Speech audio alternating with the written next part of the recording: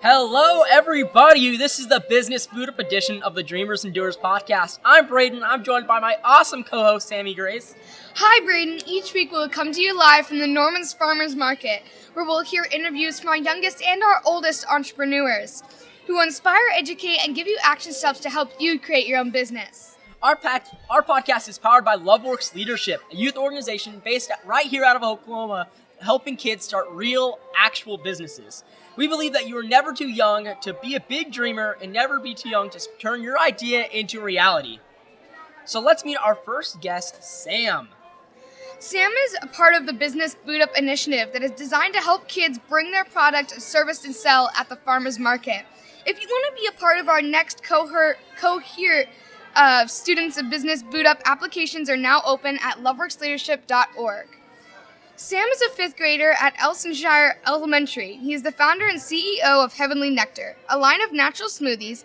Heavenly Nectar creation was inspired by his grandmother from Peru, and his smoothie recipes has saved and created himself. Sam enjoys reading, listening to music, watching action anime, spending time with his family and friends, and hanging out at places like Barnes & Noble. Sam is a part of the Business Boot Up initiative from LoveWorks Leadership that is designed to help school-age kids bring their product and service to the Norman's Farmers Market. Additionally, Sam recently participated in the Scripps Spelling Bee, where he represented his school and reached the district level. Also, he received second place in the elementary poster design category for the celebration of world language at Dove Schools. His dream is to become a robotic engineer along with having his own business. He currently lives in Norman, Oklahoma, with his parents, Ryan and Monica. That is quite a bio. Hello, Sam. How are you doing today? Hello, guys. Thanks for inviting me here today. I am excited to sell again today. Thank you for asking. We are so excited to dive more about you. We're so excited to learn more about what your business is and what really got you started. So, what is your story? And how everyone has a story. What was it and how did it start? Well, my business is Heavenly Nectar, a line of natural smoothies. It started when my grandma in Peru would make smoothies for me every day when I would visit my family. Her smoothies were so different from the ones that I had before or since. The unique taste that I got from those smoothies led me to create my business. That is so good. So you talked about your flavors, right? You have these unique tastes. Can you tell some of the flavors you have? So we have Full Belly, which has banana in it. We also have Hearty and Healthy, which has the green mango. And then lastly, we have the Freshener, which has the island tree. Ooh, okay, that's just making me hungry. I'm going to have to buy one after those here. Are sounding really good. I love how they're so unique and they're flavors that I would have never thought to have. So whenever I hear that, you started your business, did your grandma help you with your business? Is that something that she started with you, or is that something that you took initiative on your own? Well, I took initiative on my own because those smoothies with that unique taste led me to experiment in the kitchen, sort of, and get my recipes and make them. Wow. So today we're hoping to inspire our youngest entrepreneurs out there. And so we want to talk a little bit about your product. How did you get the idea for your product and what got it here to the farmers market? Well, what helped me to sell at the farmers market was my family and lovers. It was their support, help, and direction that has allowed me to be here today. My grandma inspired me to make my smoothies recipes, which eventually led to my business. My dad helped me with the budgeting, and my mom helped me with the marketing.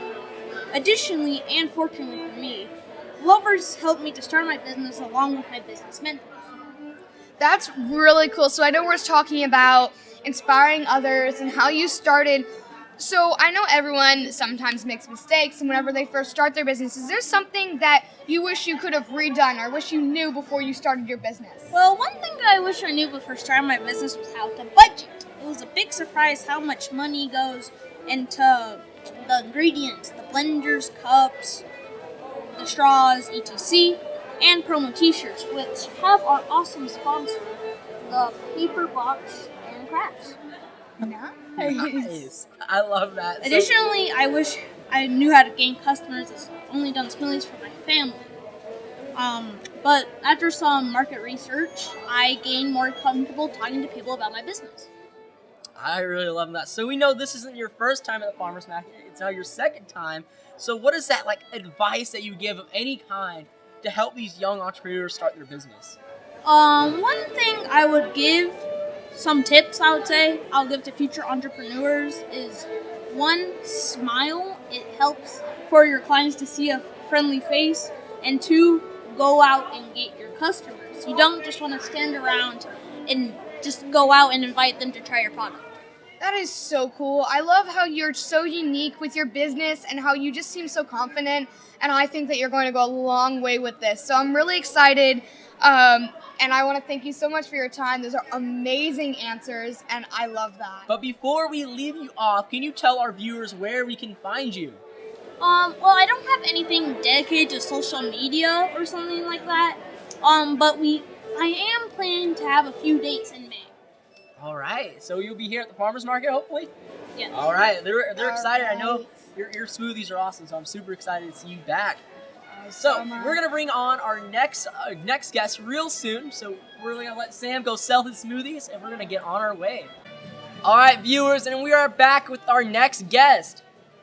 Hi, Braden. So this is Kaye. I'm so excited. She has a business here at the farmers market who is really excited to talk about. So do you want to go ahead and introduce yourself? Say hi. Sure. Talk about your business. My name is Kaye Squires, and I represent our business, which is kind of twofold. We have DJ Horton Farms, which think of it as it's the production facility. So Okay. that's where we produce cattle, livestock, herbs, flowers, vegetables, and that's 203 acres out east of Lexington. And then we market everything through a business called Hoot's Agri-Market. So we're kind of a twofold business with the family. It's really cool. That is super cool. So today we are hoping to reach our youngest entrepreneurs, our young kids. They're over there, and so we want to just get into your product, right? And how did you get to the point where your product, and how did you get it here to sell at the farmers market? Well, I kind of can relate to your young people that's involved in this program. And actually, my parents were educators. My mom was a home ec teacher. My dad was an ag education instructor. And as young kids, we started businesses with livestock. So at the age of 12, I had a checking account. I went to the bank and borrowed money to have livestock. I actually wanted sheep, which was a little silly, my dad thought. And so we started with our own business as young kids, and it's taught us how to manage money, how to make financial decisions, how to market a product, and was it something viable that we could sell and be involved in. And so the responsibility and the things that we learned at a young age kind of propelled us to want to stay in business for ourselves. Wow. That is really cool. So I know that you're talking about how you did it when you were young, and I want to know, is this something that has just been passed down in the family you guys have been doing, or is that something where your mom started or your parents started? I kind of feel like as a family, we always had a business and we always raised livestock. So in a sense, being business owners was entrenched in us, and so we always had an entrepreneurial kind of spirit. I grew up on the farm. I went to college, got an animal science business degree, and then I became a teacher, helped young people like yourself start businesses, but we even had a business ourselves with our own kids, and we wanted to continue having this business for even my kids. So this personal business has 3 generations of my family involved in it. And You want to keep going? We do. And it's a value system that we buy into. It's protecting the land. It's teaching others about agriculture. In this country, 2% of us produce the food for the other 98%.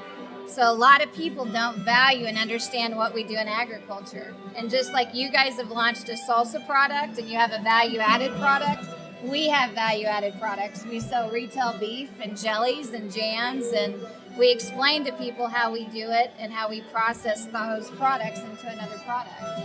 That is just super duper cool, and you guys are right across from us, which is really cool, right there. So we know a huge part of farmers market is making some money, and Right. So can you talk about the importance of finance and knowing your numbers? Knowing your numbers is probably everybody that does a business has something they're good at. Okay, I like to market, I like to sell, I like to be creative. I'm not always the best one that wants to do the numbers, but you need to have a numbers person because you can't make a profit if you don't know what it cost you. So you definitely need to know those, we call them input costs. what's it take for every part of that product. Plus, you got to add your taxes, your labor, your equipment, your land. And so a lot of times in agriculture, we're really, really bad about, as businesses, we want to sell products for what we want to buy it for. You know what I mean? Like, Yeah, we yeah. don't want, we were afraid to say, well, I'm going to sell that for $10. And we're going, well, I wouldn't buy that for $10. And it's kind of silly because we have to value what we have. And we got to feel like it's worth our time and that customers are willing to pay for it. And I'm a big believer in there's a customer for everybody. At this market, there could be 10 of you guys making salsa, right? Well, what makes yours different? What makes it unique? They're buying into you guys as young people, as young entrepreneurs, and they want to support your cause, right? I want customers that want to support my cause and what I do, and I want it to be at a price point they're happy with. Some people are going to love my price. Some people aren't going to love my price, and that's okay because this is free enterprise, right? So I feel like we're all in it together, and if you know your numbers, you can know how to make a profit and stay in business. And too many times, if people don't do that, they don't stay in business. So I completely understand that. And it's all about personal preference and about, do they think they're getting a deal? Do you think they're not? So coming back to that, as being young entrepreneurs and starting up businesses of ourselves, I know it's very difficult to manage money because there's a new toy, there's always something new out there that we're like, oh, we want to get. So is there any tips to help us restrain from that or to help us financially about how to mentally be able to do that? Well, I think your first thing is that, you pay for yourself and your business and your time. So you allocate a budget, you reinvest in your business. You always want to have a contingency plan. And I think this is another big thing that people don't do. So COVID last year gave us a curveball on, man, what's your contingency plan if you can't come and sell to the people, right? Yeah. So an online market became a very viable option to move our products. Same thing happens with, we each need to have a contingency plan for a business, but we need to think about, if equipment broke down or maybe a freezer went out or you guys' refrigerator for storing your salsa, is there extra money for those things that might happen? And so you always want to plan for, you want to pay yourself, you want to put money aside for the business, and you always want to put money aside for growth. And I think if you become disciplined and find your numbers person, somebody in the group likes numbers. Find the nerdy number guy, okay? Because they're going to make you money, and you keep them, and then you use the other people to be your marketers, and some people are good at talking. Some people are like, I'm just going to stay in the back and just do things. Right. I'm going to make the product. I'm going to be in processing. Right. So, find your talents. Yeah, I just know our viewers right there. They're writing notes down as you speak right now. So that is just amazing advice. So we're talking about like our young entrepreneurs, right? So take yourself aback. I know not too long ago, what is something that you wish you knew before getting into business? I guess the thing that I wish I knew, or I wish maybe when I was younger, the importance of finding good mentors and affiliating yourself with groups that are positive that will either grow you or grow your business. Like-minded people bring like-minded success or failure. And so I've had the opportunity to be in this business and industry. I'm in my 50s, so I get 30-something years. The best thing that I see all the time is networking. I don't always have the answers, but somebody else that I know will have the answers or connections. And I think as young people, the sooner you get out and meet people and keep that information, communicate with them, not just by text or email. Really have verbal conversations. Go back to the old school.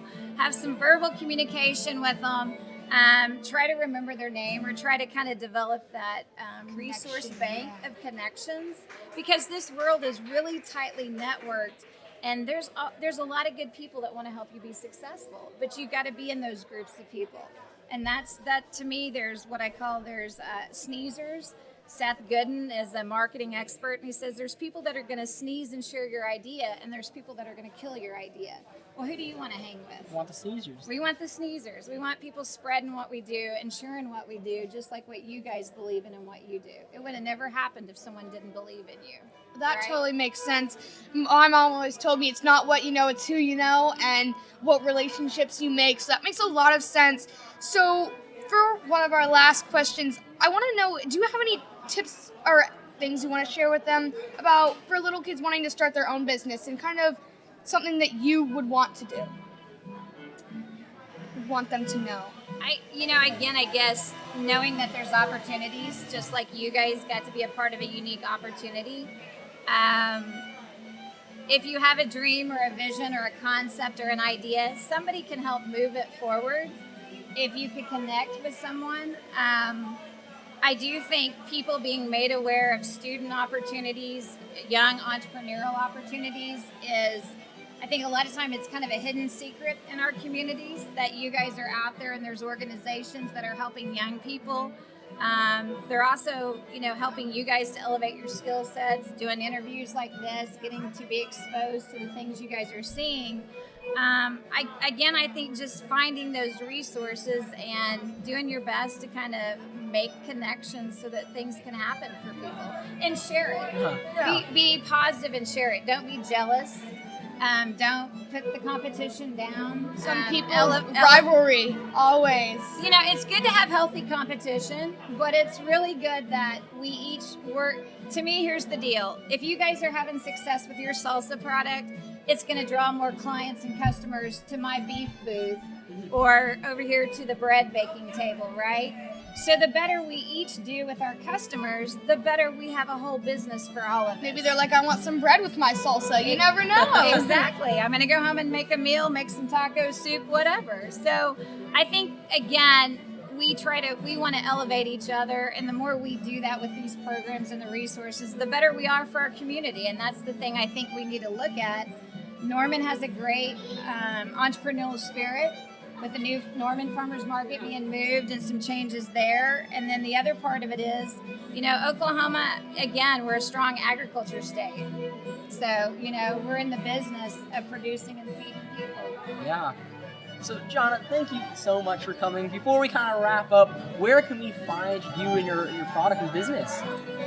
You can find our product and business. We are at Norman Farmers Market on Saturdays and Tuesdays. And again, we do have a Facebook page for DJ Horton Farms or Hoot's Agri-Market. I have a personal page, and we are working on a website. We haven't got that yet completed. The other thing I'm going to tell you is we are offering farm tours and some agritourism and some photo things at our place too. Feel free to kind of hit us up on Facebook. I probably put a lot more on my personal page just because it's easier. I'm not as technologically savvy as you young people are. I can't manage all those platforms, but those are probably the easiest places to find us in terms of where we're located and what we're doing. That is so awesome. So those were some awesome interviews, Braden, and I think they were awesome and great answers. What was something that stood out to you that you think our listeners can use? So listeners, I think something that really stuck out is knowing your numbers. Jonna, you talked about this just perfectly. Find your numbers person. If that's a guy or girl, maybe even you, but know your numbers because that's what's going to make you successful is knowing those and pushing those. That's how you're going to make it out here in the farmer's market is knowing that information. What about you, Sammy? I just like how both of them said you always have to have a plan. It's almost like when you write an essay, you always have to, there's steps. Brainstorming, you always have to rough draft. Before you put out your final product, send it to the teacher, you always have those steps, and I love how you have to be just aware of it. And I love how both of them just told us that straight out. Yeah. So viewers, next week we will be back right here in the Norman's Farm Market with 2 new business owners, and we're just super powerful, just ready to give you that powerful point of action. So, just a reminder, don't forget to visit loveworksleadership.org. And remember, real leaders, they don't blend in, they stand out. Dream big. And do your dream. Bye, y'all.